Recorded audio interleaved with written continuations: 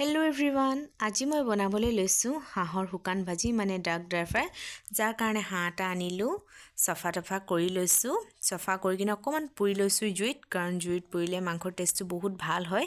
এতিয়া হাঁহটো লাহেকৈ ধুনীয়াকৈ কাটি মেলি লৈছোঁ। এয়া হৈছে মাংস 1.5 কিলো মানে হ'ব ওলাইছে। এতিয়া কেৰাহীত অকণমান তেল দি পিঁয়াজ দিছোঁ। পিঁয়াজ অকণমান সৰহকৈ দিব, কাৰণ কেলে হাঁহৰ মাংসত যিমান পিঁয়াজ হয় সিমান খাবলৈ অকণমান টেষ্ট হয়। পিঁয়াজখিনি অকণমান ভাজি লোৱাৰ পিছতে দিছোঁ জলকীয়াকেইটা কিন্তু আপোনালোকে মাজতে ফালি দিব, তেতিয়া ভাল হয়। নহ'লে মানে জলকীয়াটো ফুটি যায় আৰু মানে ইমান জ্বলাও নহয়।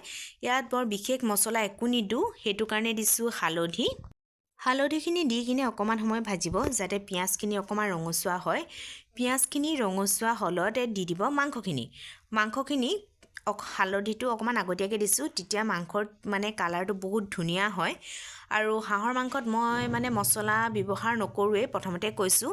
আৰু আপোনালোকেও পাৰিলে মছলা ব্যৱহাৰ নকৰিব, তেতিয়াই বেছি ভাল হয়। আৰু এতিয়াই দি দিছোঁ নিমখ আপোনালোকে নিজৰ জোখ অনুযায়ী দিব।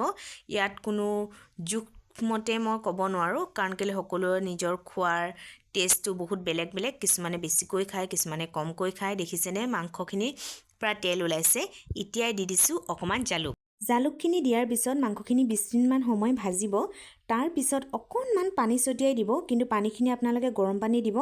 বৰ বেছিকৈ পানী নিদিব, যাতে মাংসখিনি ডুব যায় তেনেকুৱাকৈ নিদিব, কিন্তু পানী অকণমান ছটিয়াব। তেতিয়া মাংসখিনি বেছি জুচি হয়। আৰু মাংসখিনিৰ পৰা যেতিয়া পানীখিনি শুকাই তেল ওলাব, তেতিয়াই আপোনালোকে মাংসখিনি নমাই থৈ দিব।